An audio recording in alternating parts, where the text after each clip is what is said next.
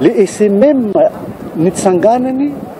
sy zavatra nataony a voalohany indrindra misy an'le hoe président syndical izy dia manao ny asany izy zany izy koa zany a tsy azo adino fa alohan'ny syndicaliste azy magistrat izy fa magistrat anazy dia mana le fonction substitut de procureur izay mana andraikitra sy adidy le adidy mitao hoe tsy maintsy ataony mijery sy manaraka le olona reny amin'ny fonja reny ka raha manao an'izay asan'izay zany izy a dia ho taitra zany premier ministre zay olona rehetrarehetra mieritreritra hoe tsy tokony ataony izy dia hoe tokony enjehany izy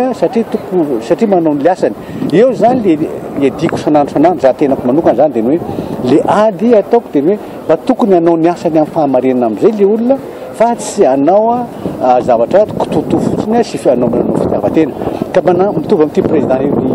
SMM ty madame Faniry zany zao raha manao ny asany izy dia hosakanina amin'izay dia hoe ampitahorina hoe hogadraina na hoe enjehina dia hoy zao hoe nizany izy hoe amin'izao fotoana zao hoe manenjika sy mitady sambotra any madame Faniry sy membre ny syndicat rehetrarehetra zao dia hitsangana zay misy avocat maromaro zay niaraka hitsangana hiaro an'ireo olona fa tsy manaiky an'izany koa zay satria mba fomba zara raha fomba misy olona mitsangana anao famarinana dia atao an'izany indray zay tsy manaiky an'izany